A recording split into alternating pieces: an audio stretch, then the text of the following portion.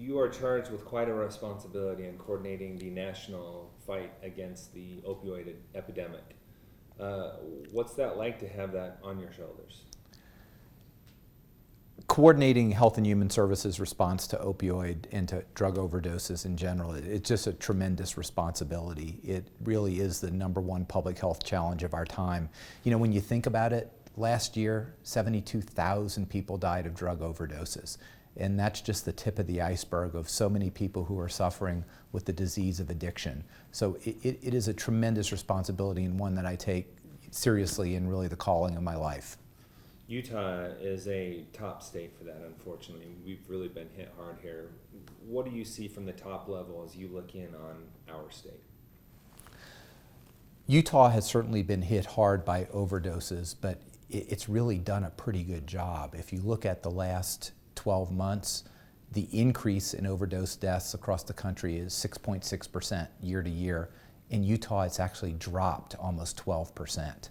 So it actually is one of the examples of states that, because of the combined programs and the community efforts and all the things that are being done, you're one of the states that are actually leading the fight and seeing results very early on.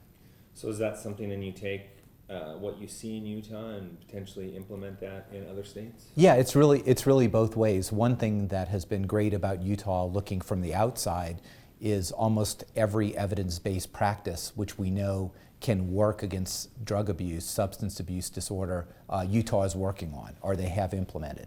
First of all, the PDMP, which is the Prescription Drug Monitoring System, all prescribers have to be in that, and there's a 24-hour turnaround into a database. That's tremendous. So we know who might be getting overprescribed or who might be getting dangerous drugs when they're in combination.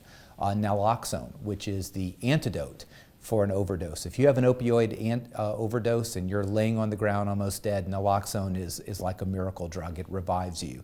There's a standing order here, so you can get it in any pharmacy without a specific prescription.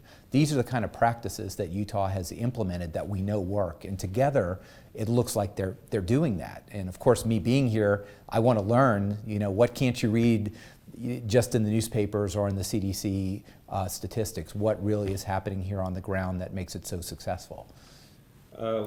Last year, we just celebrated 1 year this week, or marked 1 year, I should say, this week. An operation called Operation Rio Grande was launched in Salt Lake City. Basically, it was a 3-step process. You know, 1, find those that need help. 2, get them the mental help they need and rehabilitation. And 3, help them find a job. Have you had a chance to hear much about that? I have not heard anything about that program, but from what you describe, it's exactly what needs to have happen. Okay, because talk more about that, the importance of rehabilitation and helping someone get back on their feet. I think what we all need to realize is that opioid use disorder, addiction, is a real disease. Once a person is addicted to opioids, it's like telling you, please don't breathe for the next 10 minutes. You cannot do it. Your brain chemistry changes, your whole life changes, and they absolutely need help.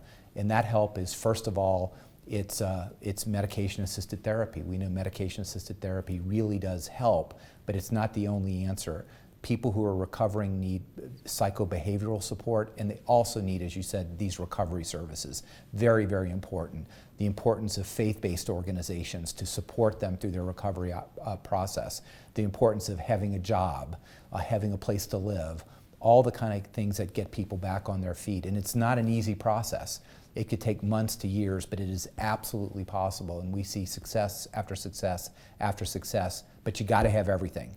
You can't treat a disorder just by a drug like methadone or buprenorphine. It's very important, but it's not the whole story. You need the entire recovery wraparound services that you just described. So I'm just thrilled and you know, filled with real joy to understand that this type of program has been, you know, implemented with such passion in the community. Let's talk about the federal government as a partner. What is the federal government doing to help states battle this epidemic? The federal government has taken this incredibly seriously. The president has outlined solving the opioid epidemic as one of his main priorities, and my boss, Secretary Azar, has solving the opioid outbreak one of his 4 top priorities for the entire Department of Health and Human Services. So we're doing a lot of things, but related to the states, much of what we do are outlining best practices so that we can look at what's working all over the country and create model systems and evidence that states can implement.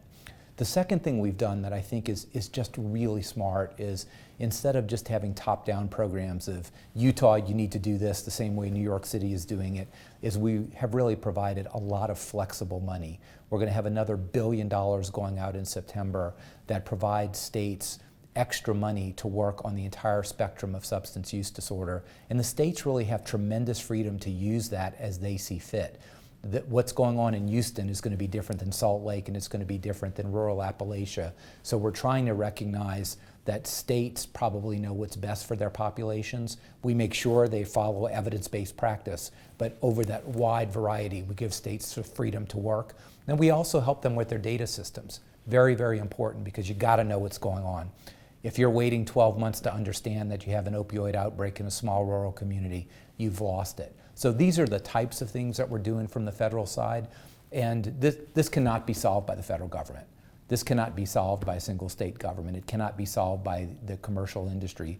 It's really everyone together. It's federal, state, local, the commercial businesses. Many places can't even find enough workers because people are addicted to opioids and other substances. So it's really affecting the business community tremendously, and of course it really rips at the fabric of our communities. This new policy I've heard come out of the White House just this week, I believe, in cutting back on the number of opioids that manufacturers can make. Can you talk to us about that? So the federal government has a longstanding role in regulating the entire number of opioid pills that can be made nationally in the country. And that's a very hard number to set, and let me talk to you about the things we're worried about. We know that there's still overprescribing of opioids. Even last year, there were 194 million prescriptions for opioid medications in the United States.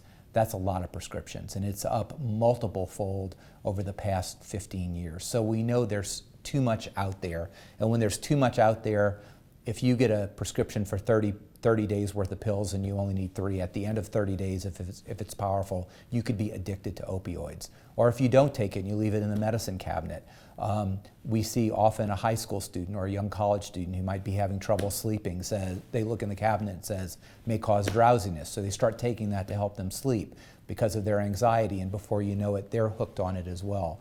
So we need to decrease that.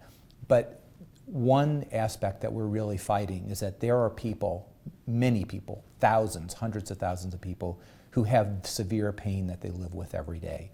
You may know a cancer patient who has severe pain because the cancer's in their bones, or a sickle cell disease patient because the blood does not circulate to the bones, the lungs. They have severe pain crises. So we're trying to balance the amount of opioids out there so that inappropriate prescribing decreases, but we keep the prescribing for people who have no alternative. And this is the trade-off that we always talk about. And I'll be talking about that today at the University of Utah at the medical school and with some of the students about how they're understanding this, because we don't want the pendulum to go in the other direction. Until we have new ways to treat pain, and there are many coming down the road, there are many alternatives, opioids for certain people are still very important. But if you get a wisdom tooth out, you don't need 30 days of Percocet. Okay, you really don't. And the American Dental Association, I will plug them, have been very much in the leadership role of defining guidelines of what is really appropriate therapy after these kinds of dental procedures. One of the big battles that we're having here in the state of Utah is medical marijuana a good alternative to people that are suffering these types of pains that you talked about? Does HHS have a position on that?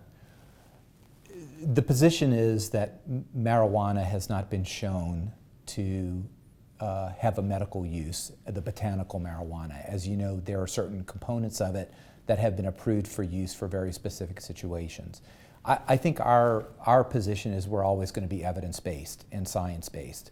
And if there's good evidence-based studies done in a real way that shows marijuana or a component of it is a useful medical product, we're certainly open to that. But to date, there has been no convincing evidence that marijuana can reduce the amount of opioid cravings, reduce the deaths, reduce the HIV or hepatitis C virus that comes with IV drug abuse. But we know there are therapies that are proven to do that. Medication-assisted treatment such as buprenorphine, such as methadone, or for people who are off drugs completely, something called naltrexone, that you can get one shot, it lasts a month, and basically you can't have the addictive qualities of heroin or fentanyl or any other drugs when you're on that. Okay. Do you see a day where we're successful in this battle and we can reverse this epidemic that's gripping our country? I do. The complexity of this is huge, right? It's really huge. 72,000 people dying, but we have to look at the underlying causes too. I know we're going to defeat the opioid outbreak. The amount of prescriptions for opioids are going down. The amount of people in therapy are going up. The amount of medication-assisted treatment is going up. Naloxone is being distributed very widely. Community programs are showing success. And as I said, in Utah, you've dropped the overdose mortality by almost 12% in 1 year. But we need to get to a deeper level. It's not just opioids. There's an epidemic of suicide. There's an epidemic of alcoholism. Teenage suicide is on the rise. And I think we really have to get at some of those root causes. And some of those root causes, I think, are people who don't feel they have opportunities, people who do not have communication with each other, people who don't feel part of an empowered community that goes out and plays together and feels supported by the entire community. So I am absolutely certain that we're going to defeat the opioid outbreak and the substance abuse outbreak. But what's really more difficult is really working at the state and the community level to build the kind of resiliency in mental health that will give us long-lasting effects for opioids, for suicide, for alcoholism, for smoking, other kinds of behavioral issues that we really need to conquer in this country. All right. Really appreciate your time. Is there anything else you'd want to touch base on that I didn't ask you about? Anything else you'd like to touch base on? Like anything you guys are working on a federal level that maybe we didn't touch on? So I can talk about a couple of other things. Okay.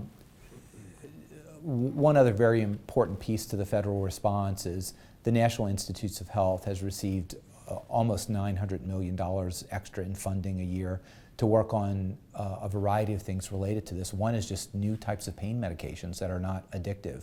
And there are many very exciting things that are in their portfolio that I think are going to impact us not tomorrow, but in the years coming. We're also going to be working on projects that focus on communities that are hardest hit and have intensive interventions where every aspect of the federal government, from Health and Human Services, NIH, CDC, HRSA with community health centers, the Commission Corps, which I represent, will work together with local communities that are really absolutely stricken and devastated and try to turn them around in a very intensive kind of way. We're also focusing on rural areas. Rural areas have very specific problems that are not typical of urban areas. For one thing, they may not have providers who can provide medication-assisted therapy. And just recently, the Drug Enforcement Administration allowed new rules that we can do that type of treatment over telemedicine, which is really very important to reach the rural communities. So we are always trying to find innovative ways. And I am here to speak, but also to listen and understand what practices in your local community have made a difference so that we can generalize them. We can talk to other communities around the country and create that kind of synergy so we can all work together to beat this problem.